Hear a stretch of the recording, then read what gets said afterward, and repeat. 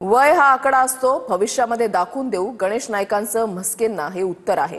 नाईकांचं वय झालेलं आहे म्हणून अशी वक्तव्य करतायत, अशी टीका म्हस्केंनी केलेली होती. शिंदेंना लॉटरी लागली. नाईकांच्या विधानानंतर म्हस्केंसोबत त्यांची जुंपली होती.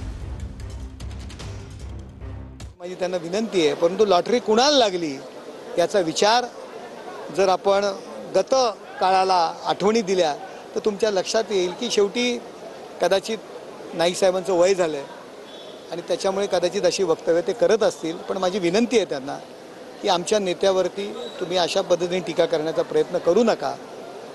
जर आपण टीका केली तर आम्हाला सुद्धा आपल्यावर टीका करावी लागेल. तुम्ही एक विधान केलं होतं लॉटरीचं, त्याच्यावरती आता ती लॉटरी आता कोणाला लागली कोणाला लागली तो विषय आता नको. मात्र त्याच्यावर आता टीका करण्यात वय झालेलं आहे. अरे आज हे बघा, मी एवढंच सांगतो की माणसाचं वयाचं नंबर हे फक्त वाहन असतो. जो कार्यक्षम असतो तो कायम दिसतो आणि भविष्य काळामध्ये दाखवून देऊ. जनता दरबार 22 तारखेला गडकरी रंगेतानला आहे.